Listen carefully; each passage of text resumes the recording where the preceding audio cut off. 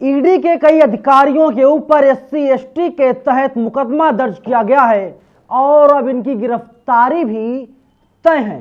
इसके साथ ही मुसलमान पक्ष को बहुत बड़ा झटका लगा है। ज्ञानवापी मस्जिद में अब पूजा की जाएगी। पूरी जानकारी क्या है आगे विस्तार से मैं आपको वीडियो में बताऊंगा।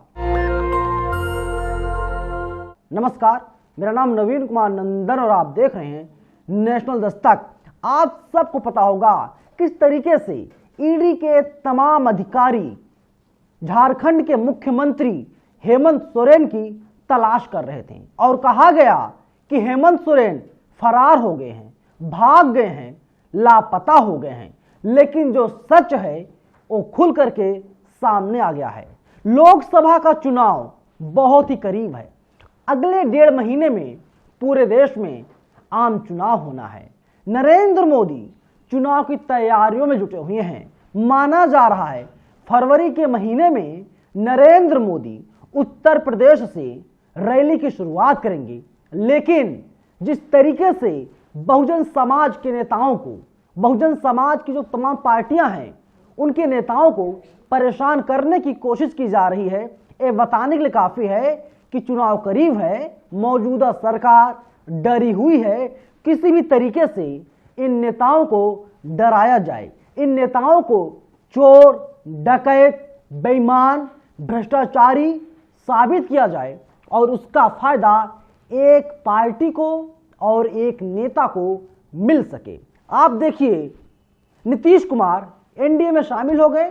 फिर इसके बाद क्या हुआ? लालू यादव, तेजस्वी यादव से ईडी ने पूछताछ की।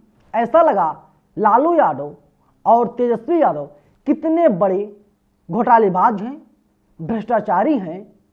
और वहीं हेमंत सोरेन को भी फंसाने की पूरी कोशिश की गई और हमारे देश की गोदी मीडिया खुल करके कहती रही कि हेमंत सोरेन बीते कई घंटों से लापता हो गए हैं, फरार हो गए हैं। लेकिन अब जो खबर सामने आ रही है, ईडी के अधिकारियों के खिलाफ हेमंत सोरेन ने एससी एसटी में मुकदमा दर्ज करा दिया है और कानून यही कहता है आरोपियों को गिरफ्तार किया जाए। लेकिन देखना होगा ईडी के अधिकारी कब तक गिरफ्तार होते हैं।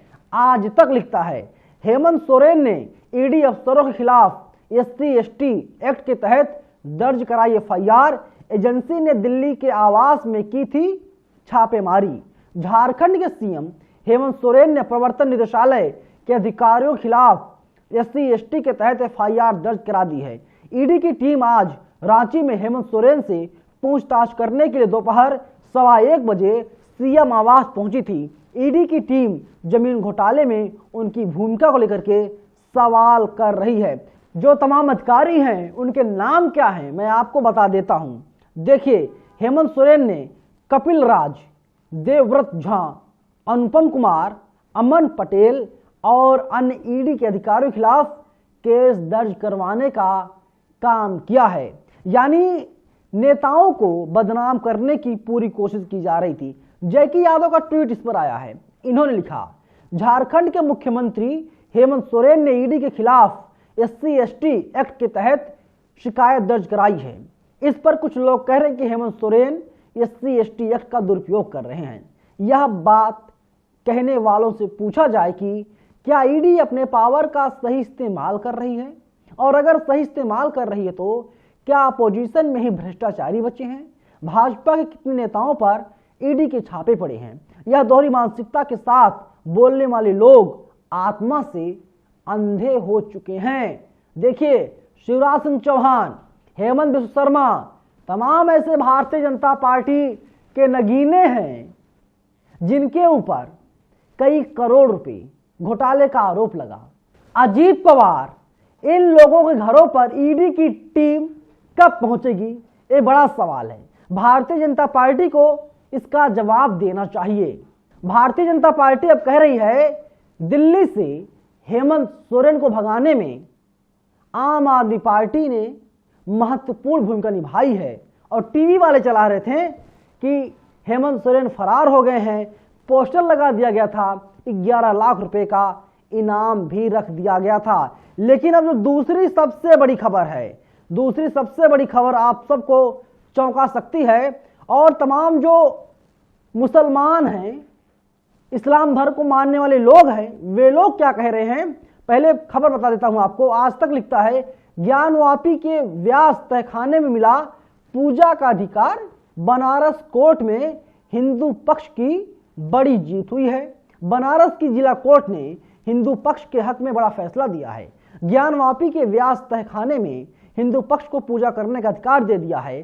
7 दिन में पूजा का अधिकार बहाल करते हुए जिला अदालत के आदेश पर अमल करने के लिए प्रशासन को कहा गया है कि वहां पर बैरिकेडिंग कर दी जाए, और वहां पर जो भी लोग पूजा करना चाहते हैं वे लोग अब ज्ञानवापी मस्जिद में जाएंगे, वहां पर पूजा अर्चना करेंगे। अब आप सोचिए कि किस तरीके से पूरे देश में धर्म का खेल चल रहा है। धर्म का खेल मैं इसलिए कह रहा हूं, देखिए अदालत ने जो फैसला दिया है सबको मानना चाहिए, अदालत का फैसला सर्वमान्य होता है। लेकिन तमाम ऐसे लोग हैं जो लोग धर्म की राजनीति जम करके कर रहे हैं। वाजिद खान का ट्वीट है, ये लिखते हैं, बनारस की ज्ञानवापी मस्जिद के सीलबंद तहखाने में हिंदुओं को पूजा करने की अनुमति मिल गई है। मुबारक हो, भारत का कानून सबके लिए बराबर है। शम्स तरबेज हैं, ये लिखते हैं, बाबरी मस्जिद के बाद अब ज्ञानवापी मस्जिद पर भी कब्जा करने की प्रक्रिया शुरू हो गई है, और उसका पहला स्टेप है बनारस कोर्ट का मस्जिद के तहखाना में पूजा की इजाजत देना। देखिए ये लोग माने ना माने, जो कुछ भी वहां पर हो, लेकिन अदालत ने जो फैसला दिया है वो फैसला सर्वमान्य है। और अगर अदालत के फैसले से सहमत नहीं है तो ऊपर की अदालत हाई कोर्ट है, सुप्रीम कोर्ट है, वहां जाइए, उनकी चौखट पर जाइए, वहां पर गुहार लगाइए। हो सकता है कि हाई कोर्ट या सुप्रीम कोर्ट बनारस कोर्ट के फैसले को पलटने का काम करे। अशरफ हुसैन लिखते हैं, बनारस कोर्ट ने हिंदू पक्ष को ज्ञानवापी मस्जिद के तहखाने में पूजा करने की इजाजत दे दी है। साथ ही मजिस्ट्रेट को 1 हफ्ते में पूजा से संबंधित सभी प्रबंध करने का आदेश जारी किया है। क्या कोई जज बता सकते हैं कि आदेश उपासना स्थल अधिनियम 1991 का उल्लंघन क्यों नहीं है? क्योंकि अधिनियम तो साफ घोषणा करता है कि 15 अगस्त 1947 तक अस्तित्व में आए उपासना स्थलों की धार्मिक प्रकृति पूर्ववत बनी रहेगी। अशरफ हुसैन सवाल पूछ रहे हैं और मैं आपको आदेश की कॉपी दिखा रहा हूं। जाकिर अली त्यागी लिखते हैं, बनारस कोर्ट ने हिंदू पक्ष को ज्ञानवापी मस्जिद के तहखाने में पूजा करने की इजाजत दी है, और ये भी वही सवाल खड़े कर रहे हैं जिस सवाल को अशरफ हुसैन लगातार उठा रहे हैं। फिलहाल इस वीडियो में इतना ही, लेकिन आप लोग हमें बताइएगा कि आगे कुछ क्या होने जा रहा है। अब तो अदालत का भी फैसला आ गया है, और इसके साथ ही ईडी के अधिकारियों के खिलाफ केस भी दर्ज कर लिया गया है। क्या ईडी के अधिकारियों की गिरफ्तारी होगी या फिर नहीं? कमेंट बॉक्स आपके लिए खुला हुआ है। धन्यवाद। नेशनल दस्तक की आपसे गुजारिश है कि अगर इसको बचाना चाहते हैं तो नेशनल दस्तक को सब्सक्राइब करने के लिए रेड कलर के सब्सक्राइब बटन को दबाएं, फिर बेल आइकन की घंटी दबाएं।